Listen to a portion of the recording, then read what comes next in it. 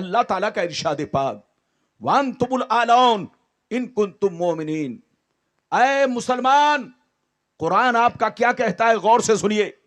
قرآن کہتا ہے وَأَنْتُمُ الْأَعْلَوْنَ إِن كُنتُم مُؤْمِنِينَ، دنیا میں تم ہی عزت والے رہو گے، دنیا میں تم ہی مرتبے والے رہو گے، دنیا میں تم ہی شان والے رہو گے، دنیا میں تم ہی اونچے بن کر رہو گے، شرط یہ ہے کہ تم سچے پکے مومن اور مسلمان بن جاؤ۔ اگر اتنی بات سمجھ میں آ گئی تو سارا مجمع ہاتھ اٹھا کر بولو سبحان اللہ، اور زور سے بولو سبحان اللہ۔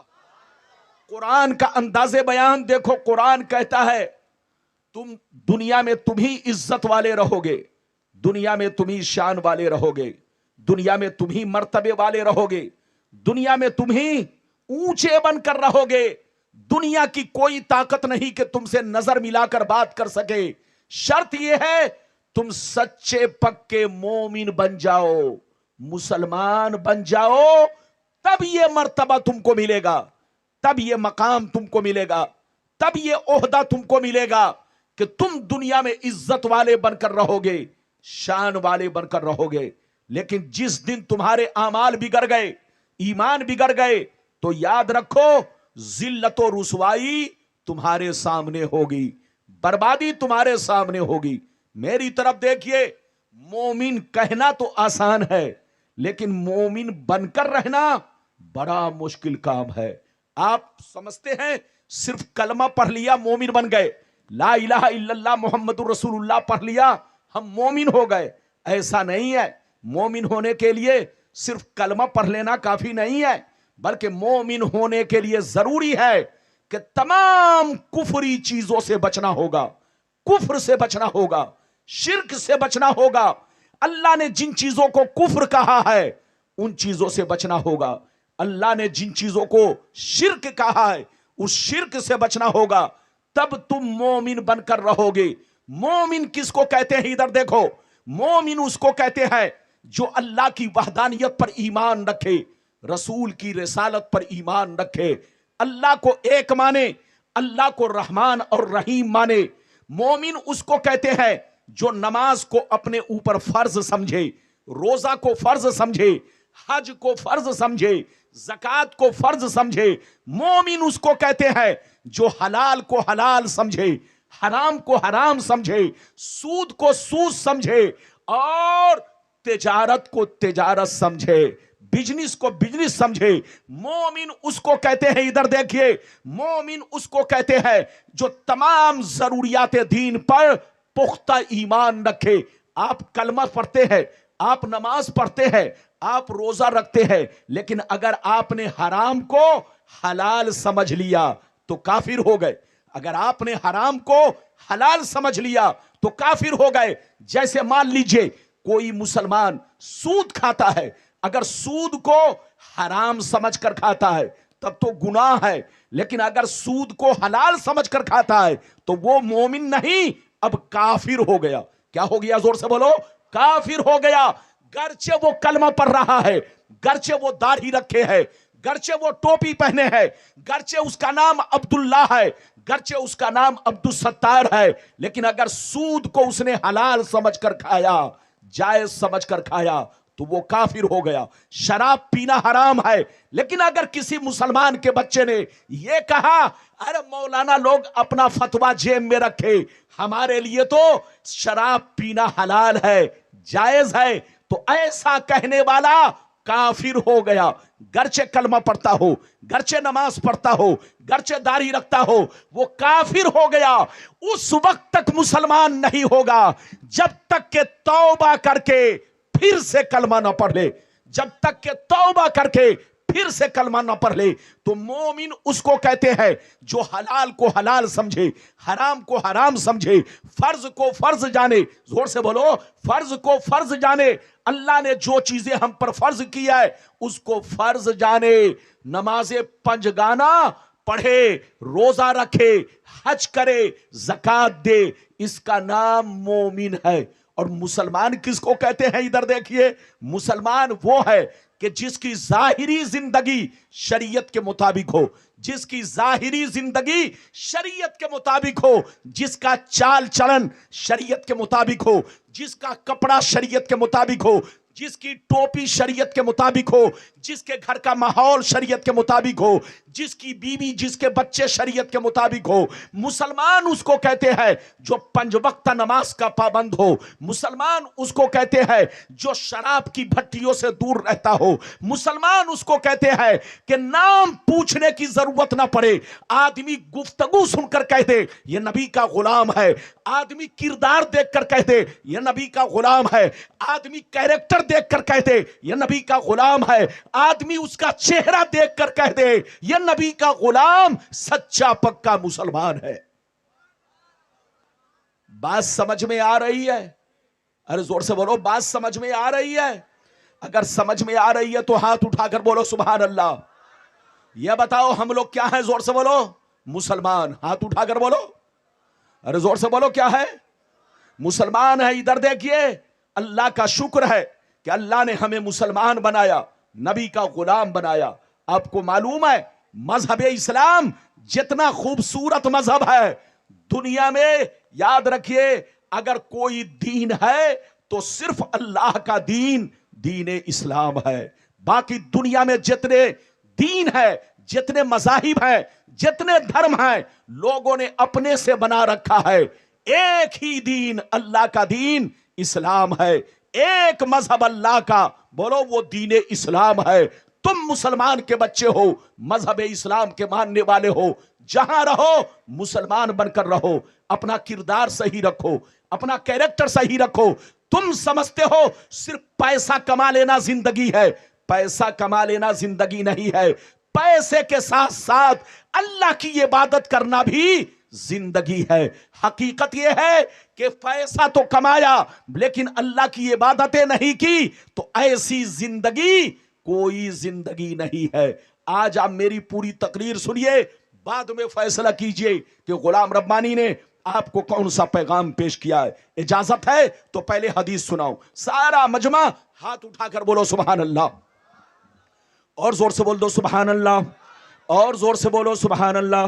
ماشاءاللہ، غور سے سنو، اللہ اللہ۔ ترمذی شریف جلد ثانی باب الامثال، صفحہ نمبر 100، صفحہ نمبر 109۔ عن جابر بن عبداللہ رضی اللہ تعالی عنہ قال خرج علینا رسول اللہ صلی اللہ تعالی علیہ وسلم فقال انی رأیت فی المنام کان جبرائیل عند راسی ومیکائیل عند رجلی یقول احدهما لصاحبه فقال اضرب له کان جبرائیل عند راسی ومیکائیل عند رجلی یقول احدهما لصاحبه اضرب له مثلا فقال اسمع سمعت اذنك واقل عقل قلبك انما مثلك ومثل امتك كمثل ملك اتخذ دارا ثم بنى فيها بيتا ثم جعل فيها مائدا ثم بعث رسولا يدعو الناس الى طعامه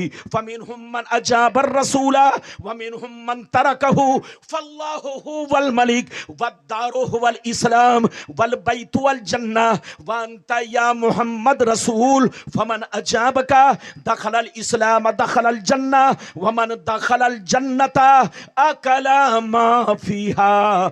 زور سے بول دو سبحان اللہ، اور زور سے بولو سبحان اللہ۔ ادھر دیکھو، حضرت جابر رضی اللہ تعالیٰ عنہ فرماتے ہیں کہ ایک دفعہ میرے پیغمبر صحابہ کے درمیان آئے اور صحابہ سے کہا صحابہ آج میں نے سپنا دیکھا ہے۔ کیا کہا؟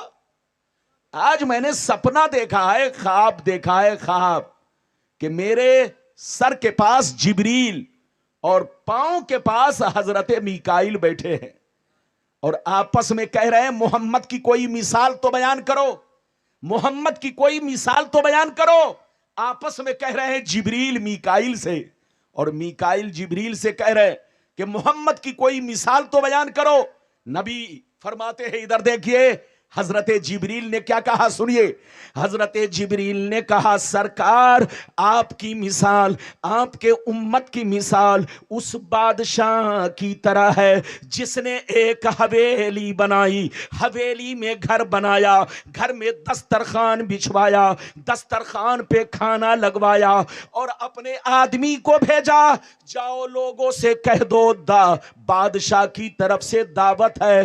تو جس نے دعوت قبول کی آ کر کھانا کھایا، جس نے قبول نہیں کیا کھانا نہیں کھایا. یا رسول اللہ بالکل اسی طرح اللہ بادشاہ ہے، اسلام حویلی ہے، مکان جنت ہے، اور آپ خدا کے رسول ہیں.